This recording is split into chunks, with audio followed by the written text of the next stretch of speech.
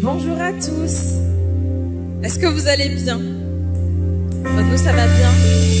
On est content d'être avec vous ce matin pour ce premier culte du mois de la jeunesse. Et on espère que vous êtes aussi contents que nous. Donc ce matin, j'avais à cœur de lire Exode 14:14, qui nous dit que l'Éternel combat pour nous, il nous suffit de rester tranquille. Et c'est pour ça que cette promesse nous rappelle qu'on n'a pas à porter seul les poids des luttes que nous avons. Parce que Dieu combat pour nous, on a juste à lui faire confiance. Donc ce matin, on veut le chanter. Est-ce que vous êtes prêts à le chanter avec nous? Amen.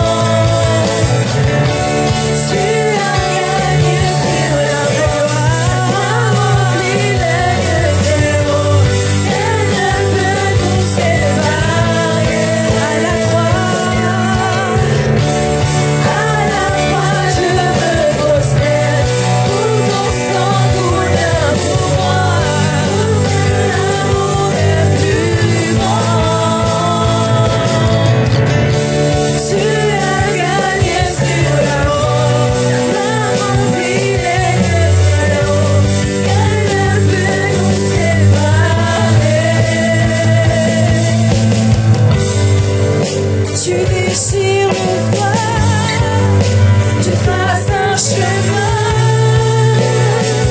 car tu as tout accompli.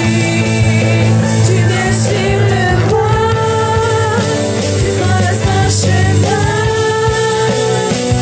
car tu as tout accompli. À la fois je me prosterne pour ton sang coula pour moi. Aucun amour n'est plus grand. Tu as gagné sur la mort. Ta gloire remplit les lieux très hauts. Rien ne peut nous séparer. À la fois je me prosterne pour ton sang coula pour moi. Aucun amour n'est plus grand. Tu as gagné sur la mort. Tu as gagné sur la mort. Ta gloire remplit les lieux très hauts. Rien ne peut nous séparer. Si tout s'effondre, devant mes yeux, tu resterais là, tu resterais. Je sais que tu m'aimes, je sais que tu m'aimes, je sais que tu m'aimes. À la croix je me prosterne où ton sang coula pour moi.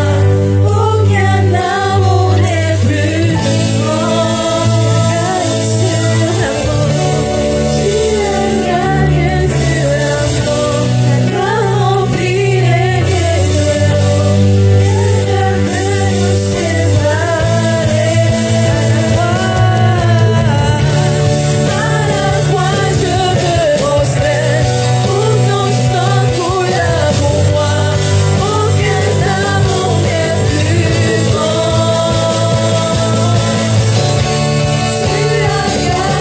sur la mort. Ta gloire remplit les lieux très hauts. Rien ne peut nous séparer. À la croix je me prosterne où ton sang coula pour moi. Aucun amour n'est plus grand. Tu as gagné sur la mort. Ta gloire remplit les lieux très hauts. Rien ne peut nous séparer.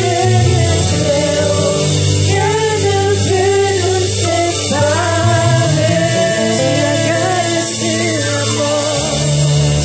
as gagné sur la mort. Ta gloire remplit les lieux très hauts. Rien ne peut nous séparer. Tu as gagné sur la mort. Tu as gagné sur la mort. Ta gloire remplit les lieux très hauts. Rien ne peut nous séparer.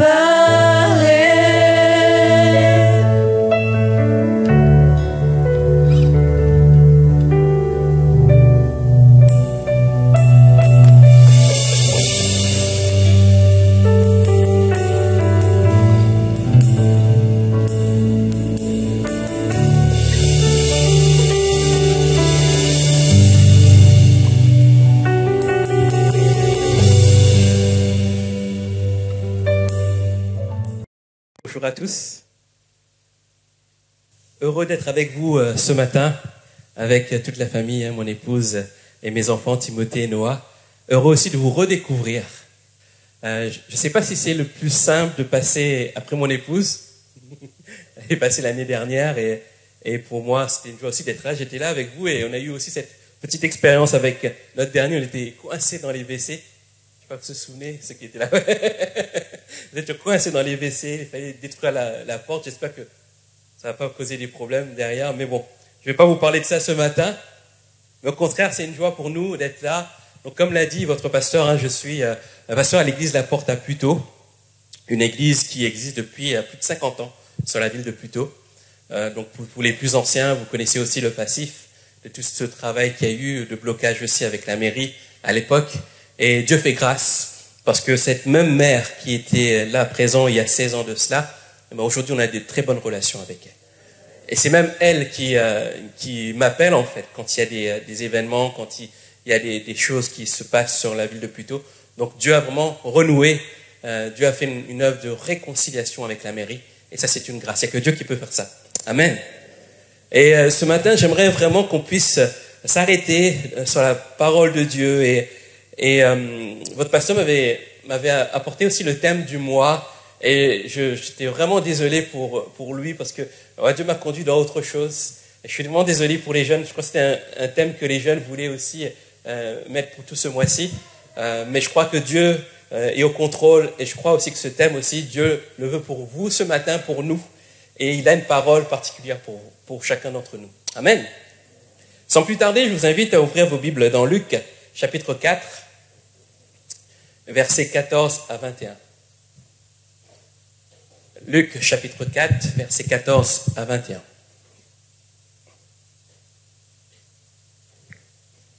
Le verset s'affiche à l'écran.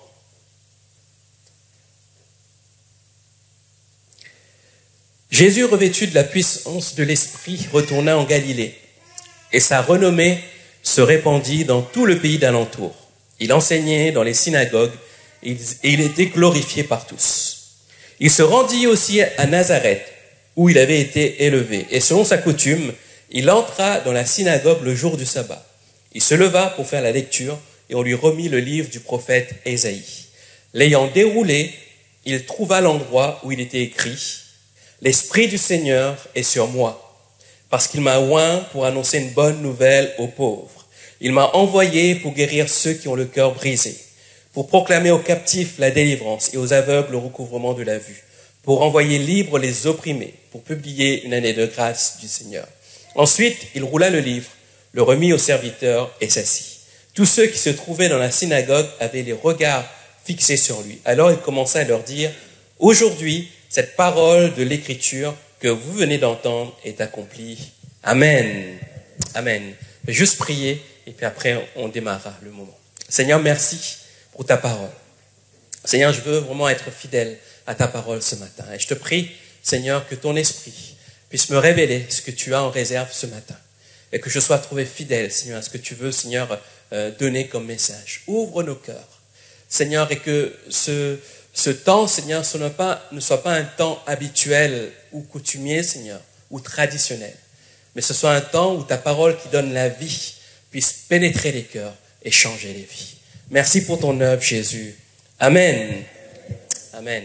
On connaît tous ce passage de l'Évangile où Jésus reprend ce texte d'Ésaïe où il va proclamer ce qu'il est venu faire. Et à la fin, il va dire « Aujourd'hui, cette parole est accomplie ». Et ce passage marque aussi le début du ministère public de Jésus selon l'Évangile de Luc. Après son baptême, Jésus va être tenté au désert. Et après la tentation, il revient avec toute la puissance de l'Esprit pour commencer à enseigner dans les synagogues de la Galilée. Et il va commencer par la synagogue de là où il a grandi, à Nazareth, sa patrie.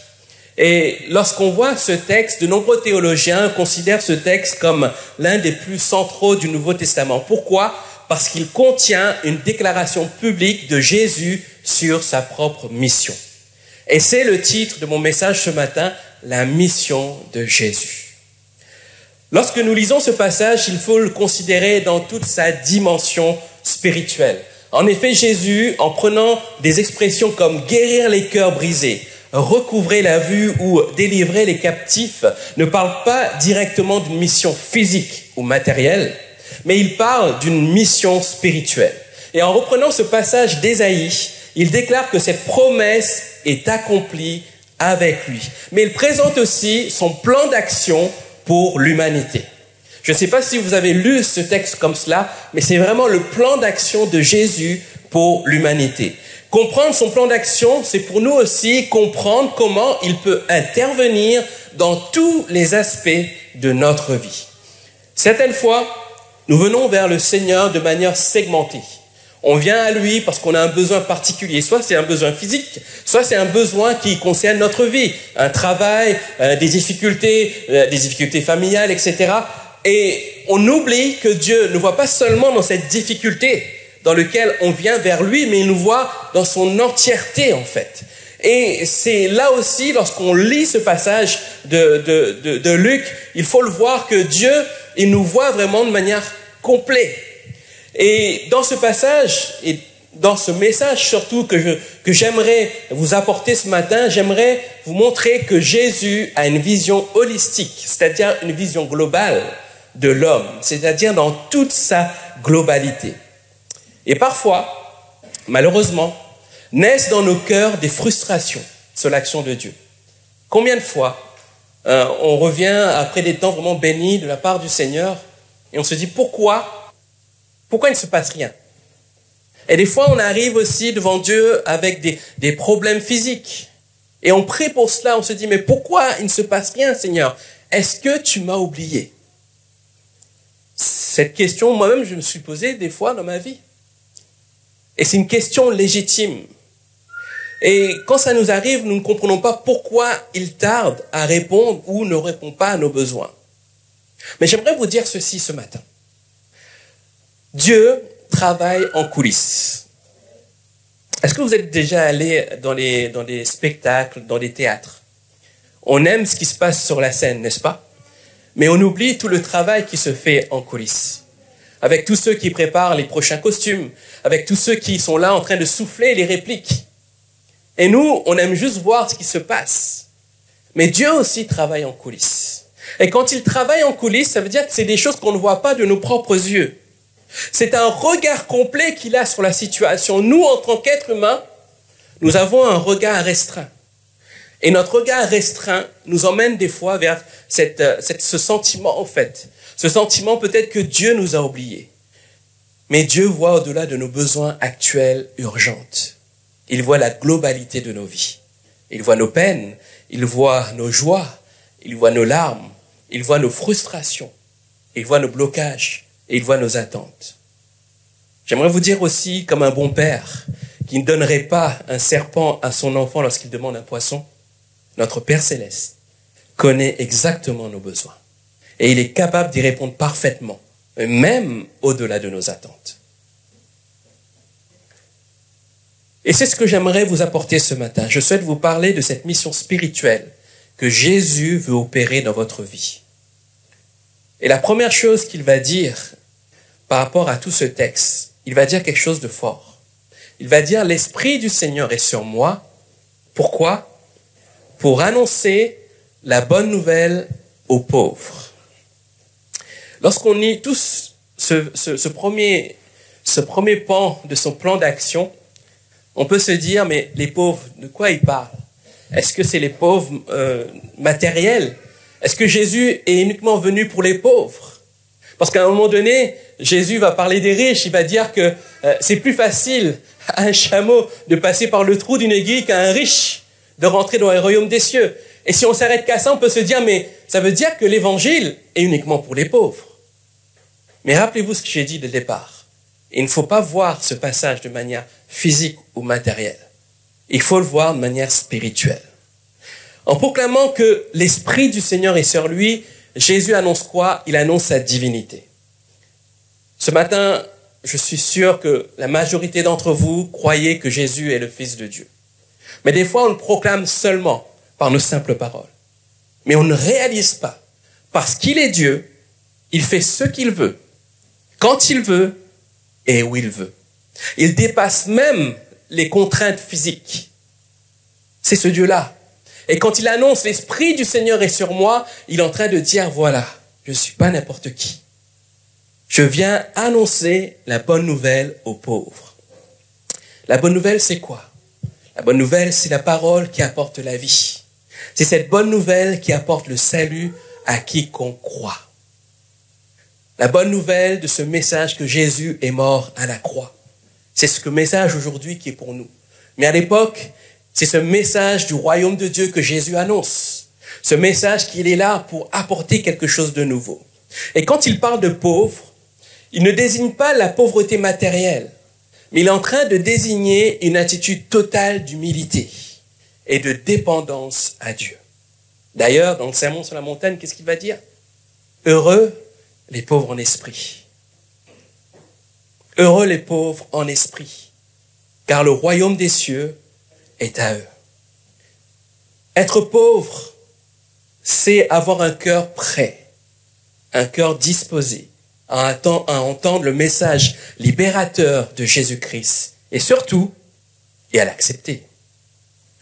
Ce cœur se trouve alors dépendant de Dieu et du message qu'il a à nous communiquer, car ce cœur n'a pas d'autre recours.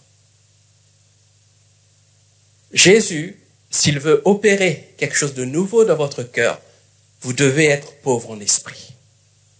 Ça veut dire lâcher prise. Lâcher prise sur ce que vous pensez, imaginez. Certaines fois, vous savez, lorsque on demande à Dieu d'agir, nous sommes un peu comme Steven Spielberg. On met notre propre scénario. On dit, Seigneur, ok, agis, mais tu peux le faire comme ça. Tu peux le faire comme ça. Et on imagine des choses et on met des scénarios. On se fait un film dans notre tête. Mais lorsque ça n'arrive pas, c'est là que crée la frustration. Et on se dit, mais Seigneur, ne t'ai-je pas prié par rapport à ça? Mais lorsque le pauvre en esprit est dépendant à Dieu, il ne fait pas de scénario. Il s'attend seulement à une action divine de Dieu. Peu importe l'action. Ce matin, j'aimerais vous dire ceci. Est-ce que vous êtes pauvre en esprit? Est-ce que vous êtes prêt à être dépendant de Dieu? Il est peut-être temps pour vous de lâcher prise et laisser le Seigneur toucher votre cœur. Être pauvre en esprit, c'est se détacher de toute arrogance spirituelle. Être pauvre en esprit, c'est se détacher de l'arrogance religieuse et de toute confiance en soi. Être pauvre en esprit, se détacher aussi de notre intelligence. Jean Calvin, le réformateur, a beaucoup insisté sur cette notion de pauvreté spirituelle en disant que c'est la conscience de notre véritable condition devant Dieu qui nous pousse à la repentance et à la foi. Alors, quelle est votre condition devant Dieu? Est-ce que vous êtes dans cet état d'esprit revanchard? Il me faut absolument aujourd'hui que tu interviennes, Seigneur. Comme si qu'on donne un ultimatum à Dieu. Où on dit, Seigneur, tel que je suis, avec mes faiblesses, avec mes difficultés, je n'ai pas de solution, Seigneur. Maintenant, je te confie tout. Fais-moi la surprise, Seigneur. Et dès lors qu'on a ce cœur-là, alors il peut se passer quelque chose de fort.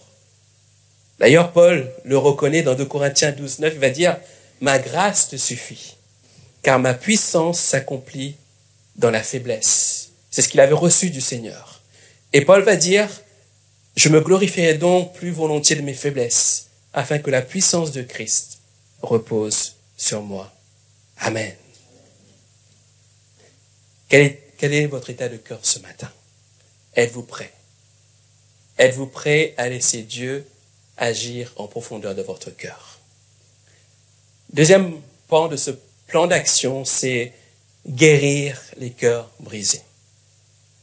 Dans certaines versions, peut-être vous avez d'autres versions que la Louis II, ce texte-là, guérir le cœur brisé, n'apparaît pas. Et dans d'autres versions, on a Nouveau Français courant aussi. Mais quand on lit les textes originaux, il est bien réel, il est bien là en fait. Parce que il cite Ésaïe. Et quand il cite Ésaïe, cette expression guérir les cœurs brisés est bien présent. Et c'est pour ça que dans la Louis II, dans d'autres versions, ils l'ont quand même mis. Bref, c'était juste une parenthèse. Et quand Jésus va dire cela, je suis venu guérir les cœurs brisés, Jésus est venu restaurer l'être humain dans toutes les dimensions de ses souffrances et blessures intérieures. Il n'est pas venu faire une chirurgie cardiovasculaire. Il est venu guérir notre cœur, ce qui est à l'intérieur. Et le mot guérir dans ce texte en grec signifie à la fois soigner et restaurer intérieurement. Remarquez avec moi qu'il ne parle pas de guérison physique, mais de guérison intérieure, ce qui ne se voit pas. Et rappelez-vous ce que je viens de dire en introduction, c'est que ce passage est considéré comme l'un des plus centraux du Nouveau Testament. Il annonce la mission de Jésus. Vous êtes peut-être venu ce matin avec juste un besoin physique. Mais Dieu, lui, sa première mission, ce n'est pas le physique, c'est le cœur. Il vient guérir le cœur brisé. Certaines fois, Jésus aussi a pu intervenir de manière complètement différente par rapport à un besoin. Et il l'a fait, par exemple, on peut le voir avec le paralytique descendu du toit. Vous vous souvenez? C'est ses amis qui l'emmènent, ils descendent, etc. Qu'est-ce qu'il va dire au paralytique d'abord? Lève-toi et marche? Non. Il va dire, tes péchés sont pardonnés. Parce que même avec le paralytique qui vient, qui est vraiment paralysé, il est dépendant de ses amis, Jésus, qu'est-ce qu'il voit d'abord? C'est que cet homme-là avait un besoin intérieur.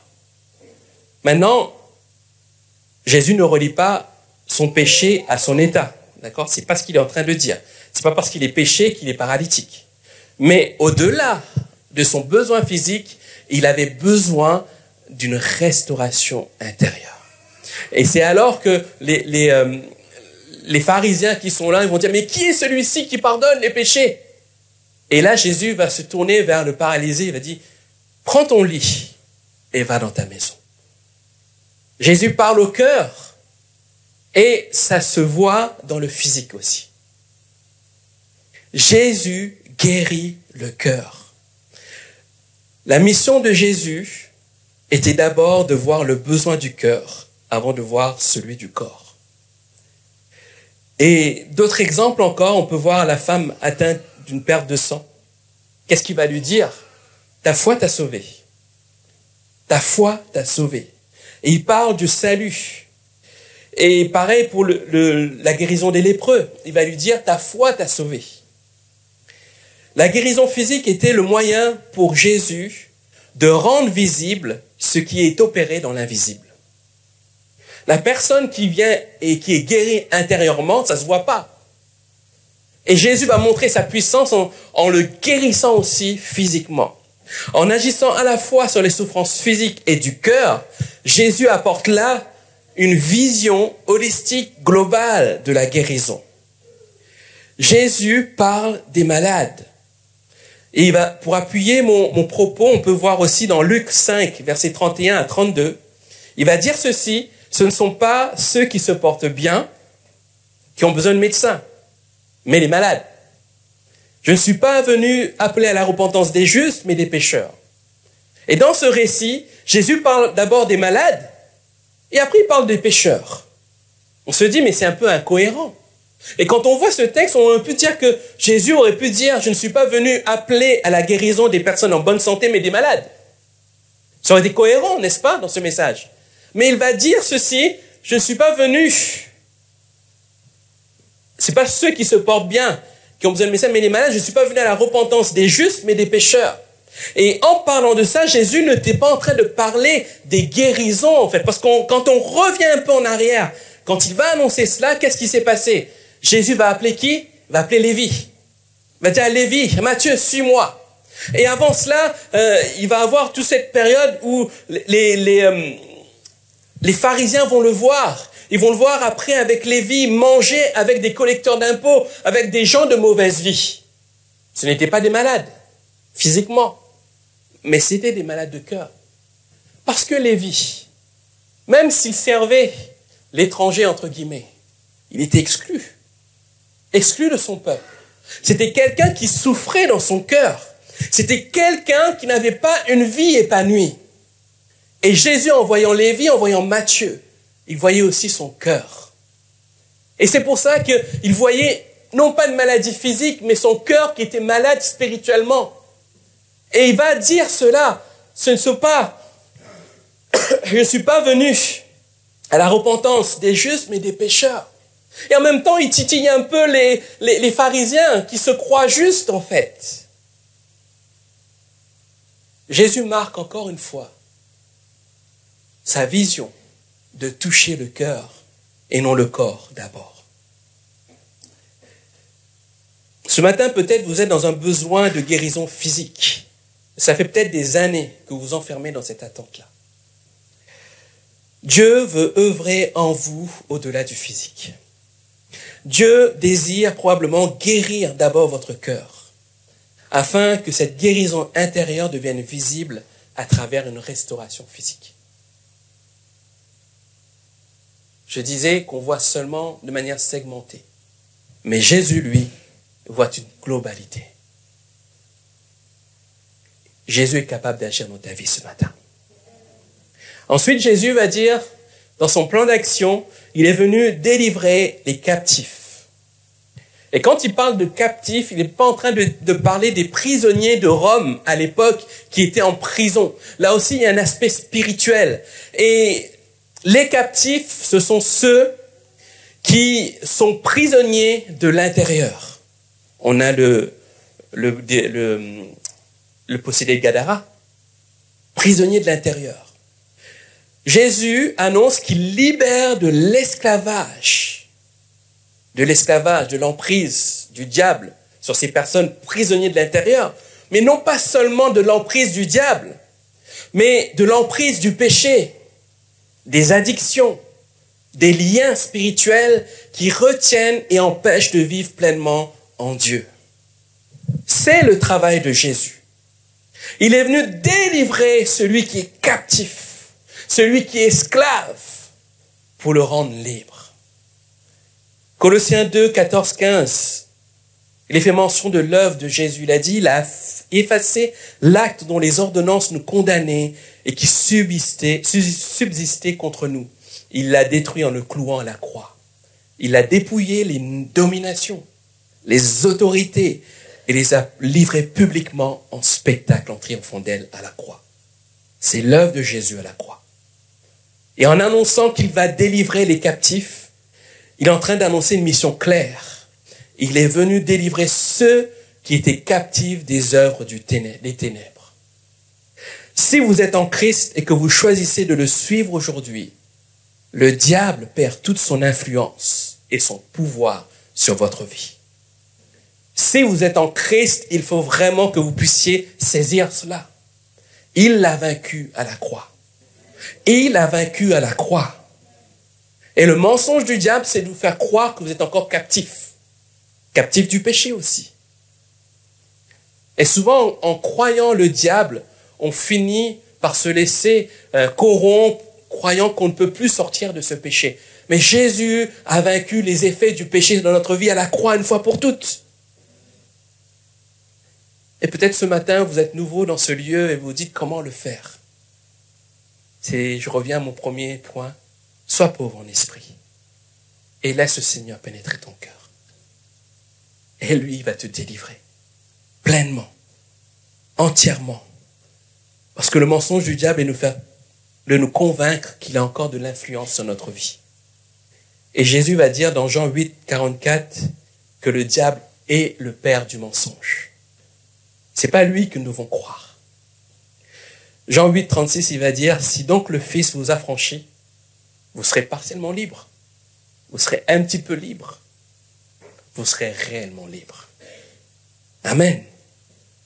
L'espoir de la délivrance est aujourd'hui à votre portée. Jésus est venu proclamer la délivrance des captifs. Vous savez, ce n'est pas parce que nous sommes en Occident, en France, qu'il n'y a pas de possédés, qu'il n'y a pas de personnes prises. Lorsque j'ai commencé mon ministère, je faisais mon stage pastoral à Bastille. Vous connaissez Bastille, plein cœur de Paris. C'est pas le lieu où on s'attend à voir des possédés. Et pourtant, c'est la première fois que j'étais face à des personnes captives. Et pour la première fois, je me disais, mais ça se passe pas uniquement en Afrique. Ça se passe pas uniquement en Amérique latine. Ça se passe ici, dans le territoire français. Le diable, père du mensonge, nous fait croire que ça n'existe pas. Vous allez me dire, oui, mais c'est peut-être des frères et sœurs d'Afrique. Ah, j'ai vu des Gaulois possédés. Bien-aimés, ne soyons pas aveugles à cela. Et si nous sommes ouverts et que nous comprenons l'action de Jésus-Christ, alors il va délivrer le captif.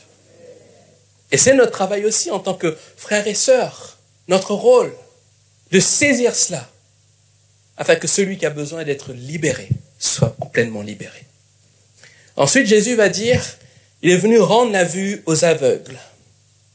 Et là encore, ce n'est pas les aveugles, la cécité physique, mais c'est les aveugles spirituels. Rendre la vue aux aveugles, c'est l'éveil à la lumière divine, c'est sortir des ténèbres et des conséquences des péchés qui nous éloignent de la volonté divine. En effet, Ésaïe 59 nous dit que ce sont nos crimes, nos péchés qui mettent une séparation entre nous et Dieu. Ce sont nos péchés qui nous cachent la face de Dieu et l'empêchent de nous écouter. Rendre la vue aux aveugles, c'est de dire maintenant, l'influence du péché, je vraiment sépare. Parce que je crois que Jésus m'a complètement libéré de ça. Et rendre la vue aux aveugles, c'est de dire aussi qu'il est important pour moi de ne pas chérir le péché. Parce que le péché m'éloigne de Dieu. Le péché m'empêche d'avoir une relation avec Dieu. Combien de personnes j'ai pu rencontrer depuis que je suis pasteur qui n'avancent pas avec Dieu, mais qui, derrière, chérissent des péchés. Les personnes qui refusent de se marier et qui vivent en concubinage. Ah, nous avons des enfants, bon, c'est pas grave, on oublie. Des personnes qui pratiquent des choses. Certaines fois, dans nos cultures, il y a des traditions qu'on perpétue même lorsque nous sommes chrétiens. Mais il est important d'abandonner ça aussi. Rendre la vue aux aveugles, c'est de faire confiance à cette lumière divine qui met la lumière sur les œuvres des ténèbres, qui nous ouvre les yeux sur les choses à abandonner. Je me souviens lorsque je m'engageais dans le baptême, je suis toujours jeune.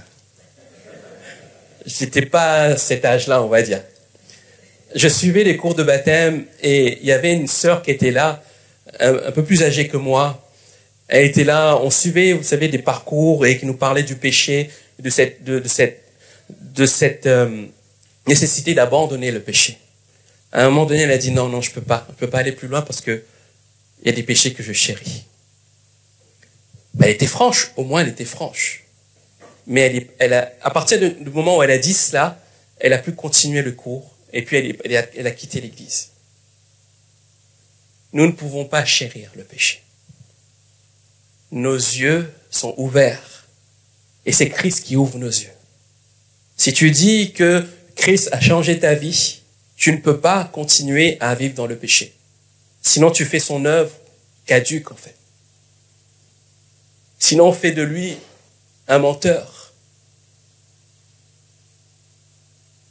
Le plan d'action de Jésus, c'est vraiment de nous ouvrir les yeux sur le péché.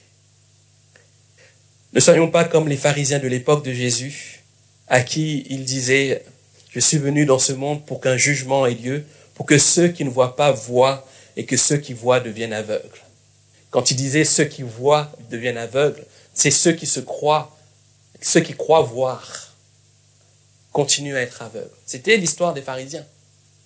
Pour eux, ils étaient sur le bon chemin. C'était des représentants de Dieu. Mais ils étaient aveugles. Ils étaient aveugles. Ne soyons pas seulement des religieux, mais avançons avec les yeux pleinement ouverts. L'œuvre que Jésus a opérée dans nos cœurs. J'arrive avec le dernier point, rassurez-vous, je ne vais pas prêcher 2 heures. Jésus va dire en dernier, je suis venu libérer les opprimés. Jésus est venu libérer ceux qui sont dominés par des pressions extérieures. C'est ça l'oppression. Libérer les opprimés, c'est ceux qui sont opprimés de l'extérieur, que ce soit une oppression humaine ou spirituelle. Lorsque c'est humain, ça peut être le harcèlement, l'humiliation. Les liens spirituels, lorsque c'est spirituel, les liens générationnels, les malédictions. Jésus est venu libérer ceux qui sont opprimé de l'extérieur. Et l'oppression pèse, écrase et plie l'homme et l'empêche d'être épanoui. Rendre libres les opprimés, c'est briser ces contraintes extérieures. Redonner dignité et force à celui qui est écrasé, affaibli et bafoué. Cela inclut aussi la restauration sociale, la justice, la protection des faibles. Et on a pu voir dans la parole de Dieu des exemples comme la femme pécheresse. Jésus va venir, va défendre cette femme, va pardonner cette femme, et alors que les gens étaient venus pour la lapider, Jésus va lui dire ne pêche plus. Vous vous souvenez de cette histoire? Jésus va libérer cette femme-là. Il y a aussi Zachée, le collecteur d'impôts. Jésus va transformer un homme méprisé et richement condamné socialement. C'était quelqu'un qui était exclu. L'oppression extérieure. Et là, Jésus va faire de lui un homme nouveau. C'est le travail de Jésus. Il y a les oppressions spirituelles aussi. La femme courbée depuis 18 ans.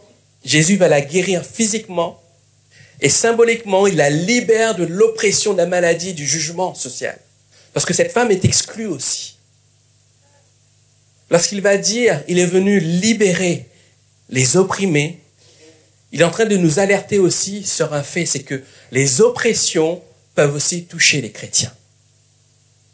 Certaines fois, les oppressions ont les mêmes effets sur le chrétien qu'une possession démoniaque. Pourquoi? Parce qu'on ressent vraiment les puissances des ténèbres qui nous attaquent. Mais ce n'est pas une possession démoniaque. Souvent, il y a toujours cette question qui vient, est-ce qu'un chrétien peut être possédé? Vous avez déjà entendu ça? Et on se pose des fois cette question-là, est-ce qu'un chrétien peut être possédé? Mais un chrétien authentique, celui qui a été pauvre en esprit, celui qui a accepté Christ comme son sauveur et qui a du fruit derrière, ne peut pas être possédé. Maintenant, il peut aussi être tiraillé par des pressions extérieures. Les liens qui sont là. Et lorsque Jésus nous en parle, il est en train de nous dire aussi que nous devons aussi faire un travail sur notre cœur en disant, mais est-ce qu'il y a des liens externes qui nous oppressent?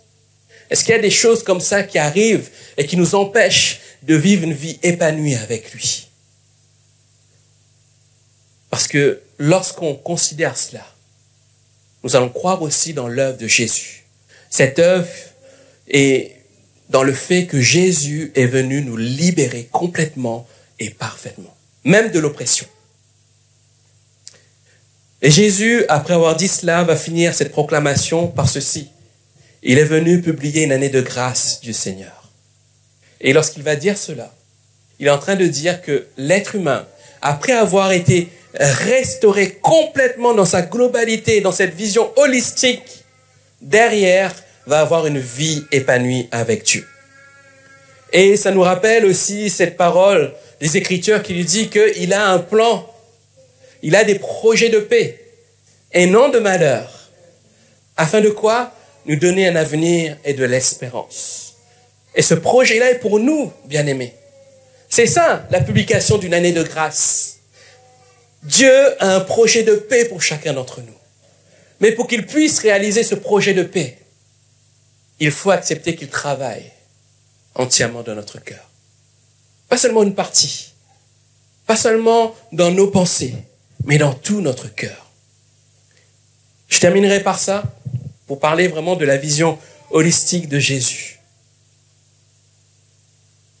Certaines fois, nous sommes tentés de penser que nous sommes uniquement faits de corps. Mais lorsque nous lisons la parole de Dieu, nous voyons que nous sommes faits en 3 parties. Esprit, âme et corps. Vous allez le voir dans le diapo suivant. Tu peux mettre, s'il te plaît, dans le diaporama, dans le visuel suivant. L'esprit, c'est la dimension spirituelle. C'est la relation avec Dieu. L'âme, c'est la dimension intérieure et émotionnelle. Et le corps, c'est la dimension physique.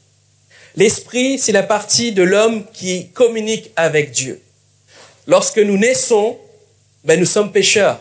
Nous sommes automatiquement déconnectés avec Dieu. Vous savez ça. C'est seulement à notre rencontre avec Dieu, lorsque nous sommes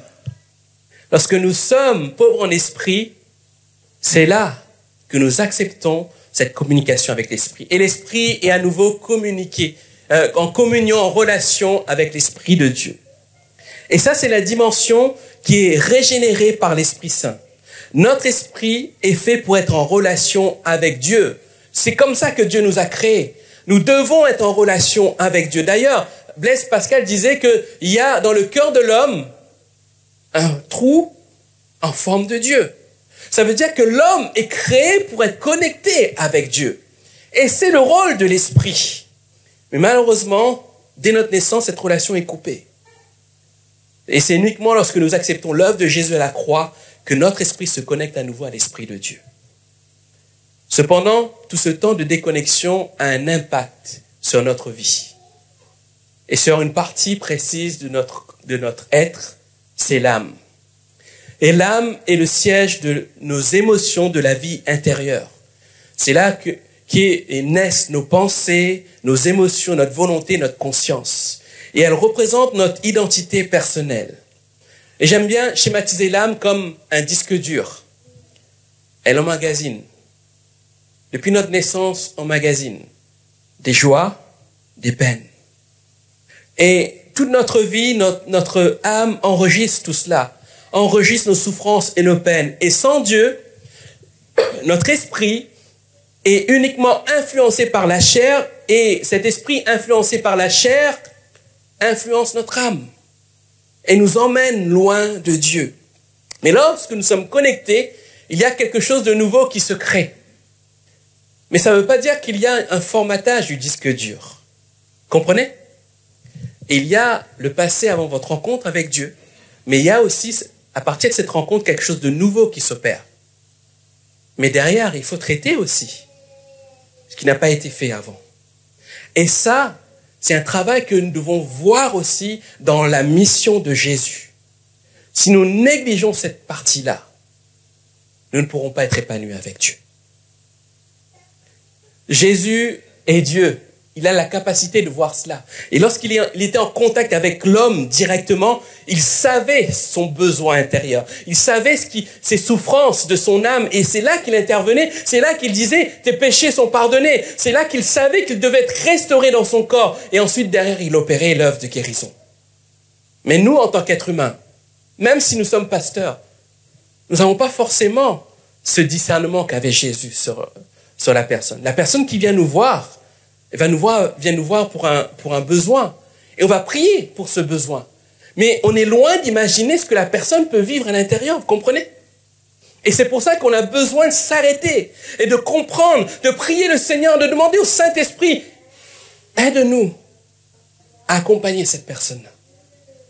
Et le Saint-Esprit aussi nous donne des ressources, des personnes compétentes aussi, pour nous aider aussi. Les aider à être guéris de cette partie de leur disque dur qui est atteint. Et tout ce que nous accumulons influe forcément sur notre volonté et sur nos actions. Et c'est là que le corps entre en jeu. Le corps est la partie matérielle et visible de l'homme. C'est sa chair, la chair humaine. C'est le véhicule par lequel nous interagissons avec le monde physique. Nous remarquons souvent que ce que notre âme accumule en termes de souffrance intérieure, il le transmet à notre corps. Combien de personnes viennent me voir avec des douleurs que les médicaments ne peuvent pas soulager, que les opérations ne peuvent pas soulager. Pourquoi? Parce que au-delà des douleurs physiques, c'est des douleurs intérieures, non guéries. À un moment donné, notre âme sature. Et quand elle sature, qu'est-ce qui se passe? C'est notre corps qui prend un coup. C'est notre corps qui derrière véhicule cette souffrance-là. Et on a beau faire des médecins, etc., rien ne se passe. J'ai rencontré une sœur à Puteaux qui disait que elle a fait tous les traitements. Elle a tellement utilisé de Doliprane qu'elle peut plus prendre de Doliprane. Elle a tellement utilisé les corticoïdes qu'elle ne peut plus les prendre. Son corps rejette ces médicaments. Pourquoi? Il y a une souffrance profonde dans le cœur, dans l'âme de la personne qui aujourd'hui rejaillit sur son corps. Et Jésus voit cela et peut intervenir dans le corps. Et pour que cette relation avec Jésus soit pleine et entière, il nous faut aussi demander d'agir en profondeur dans notre âme, transformer nos pensées, nos émotions et notre volonté. On croit à tort que le salut, derrière, règle cette partie-là aussi. Le salut règle quoi? Notre relation avec Dieu. On est enfant de Dieu et ça ne change rien. Mais pendant le laps de temps qu'on est encore sur cette terre, si notre âme n'est pas guérie, on va tirer quelque chose. On va tirer quelque chose. Et Dieu est capable d'intervenir pour te soulager, pour te transformer, pour faire une œuvre de guérison intérieure.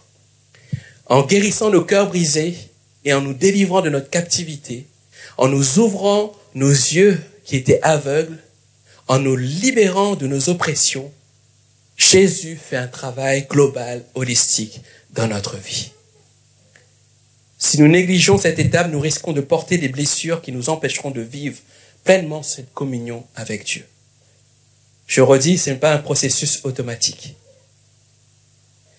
1 Thessaloniciens 5, 23 nous parle de ces 3 éléments, esprit, âme et corps. Et dit que le Dieu de paix vous sanctifie lui-même tout entier et que tout votre être, l'esprit, l'âme et le corps soient conservés irrépréhensibles lors de l'avènement de notre Seigneur Jésus-Christ. Il est en train de dire qu'il ne faut pas négliger ces 3 aspects. C'est toute la mission de Jésus pour vous, pour moi. C'est une œuvre complète que notre Seigneur veut faire en chacun d'entre nous. Et c'est aussi la vision de l'Église La Porte.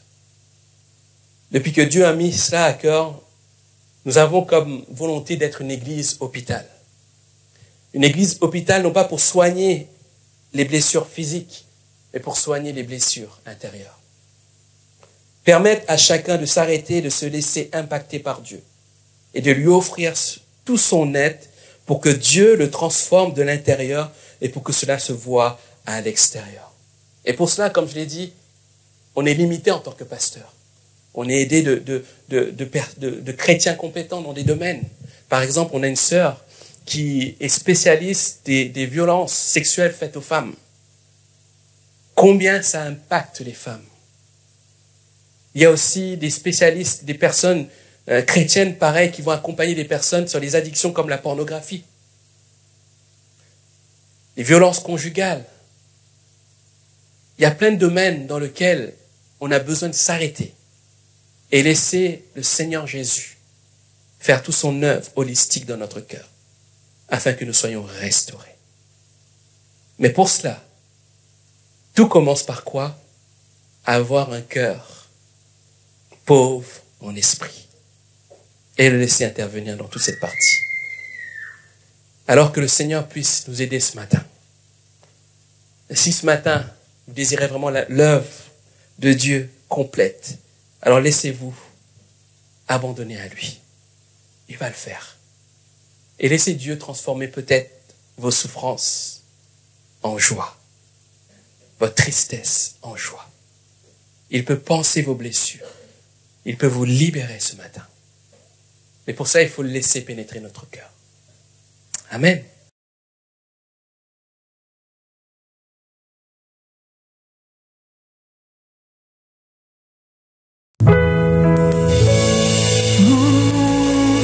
Entre tes mains,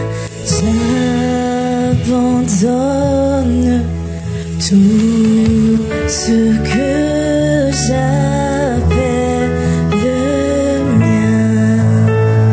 Oh, ne permets à personne, Seigneur, d'en reprendre.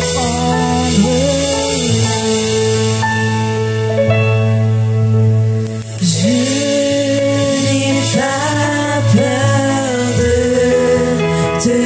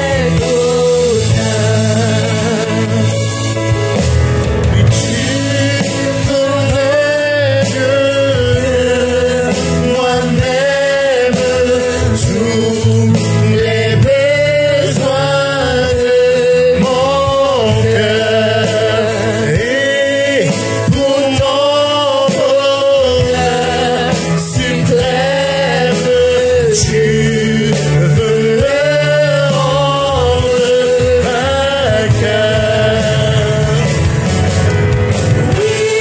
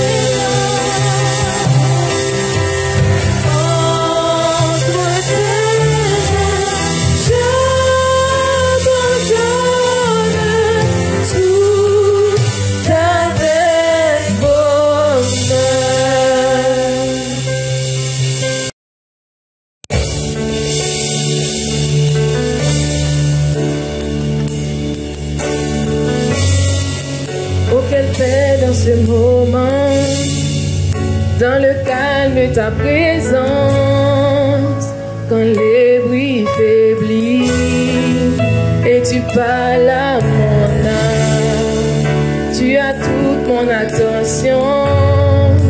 Fais-moi entendre ta voix, je ne vais rien manquer. Seigneur, mon cœur désire plus de toi, mon cœur cherche ta face, alors je cède à toi. Tout en moi est ému par ton amour, captivé par qui tu es. Conduis-moi à te connaître plus encore.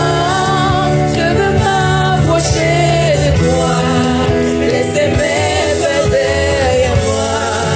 Seigneur, viens toucher ma vie à nouveau. Oh, oh, oh, oh,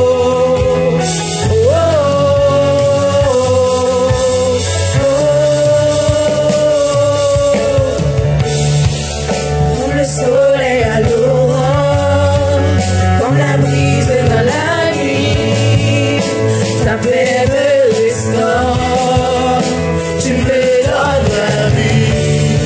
Il n'y a aucune hésitation dans ton amour, ton affection, je n'ai combat. Seigneur, mon cœur désire plus de toi, mon cœur cherche ta face, alors je cède à toi.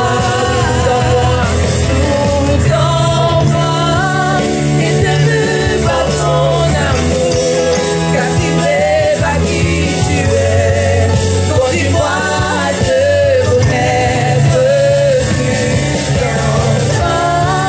Je veux m'approcher de toi, laisser mes peurs derrière moi. Seigneur, viens toucher ma vie. Oh oui, tout en moi est ému par ton amour, captivé par qui tu es. Conduis-moi à te connaître plus encore. Je veux m'approcher de toi, laisser mes peurs derrière moi. Seigneur, viens toucher ma vie à nouveau. Oh,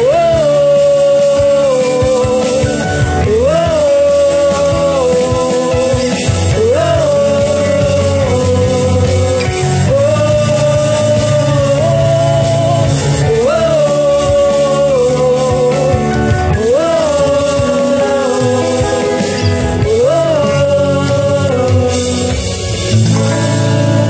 à toi j'ouvre mon cœur, Seigneur.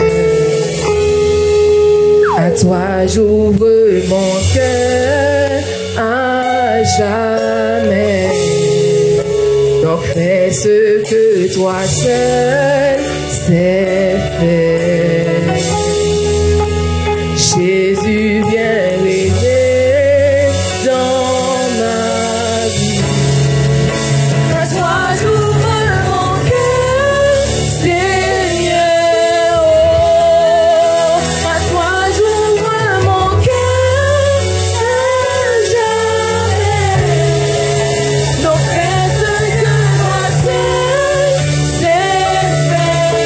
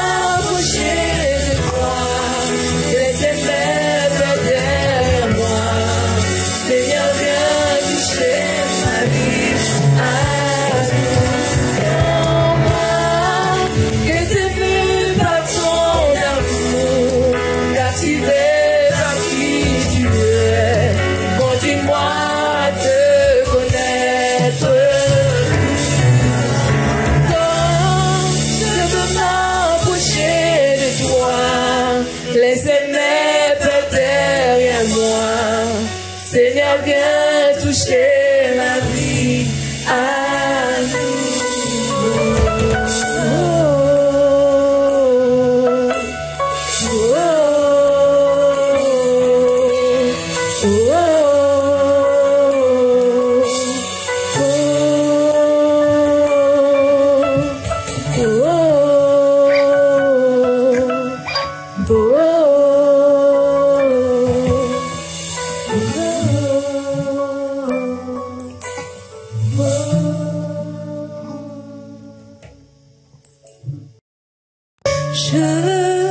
te donne mon cœur, il ne m'appartient plus. Ce que j'ai de meilleur, tout est pour toi, Jésus. Un parfum de valeur.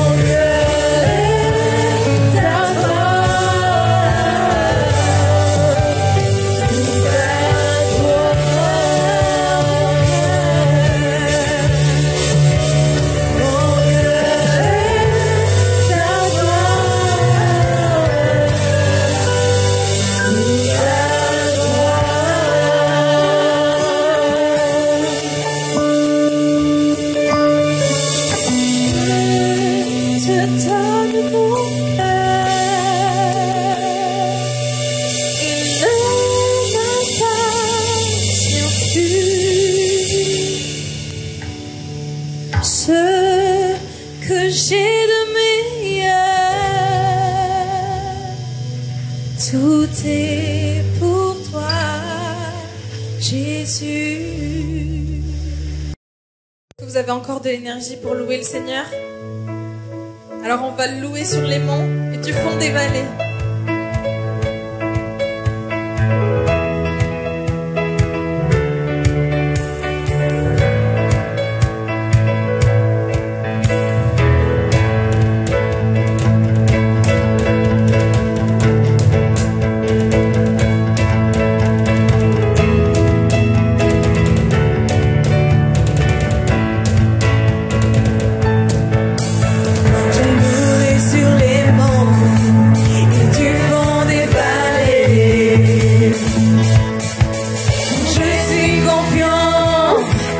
Song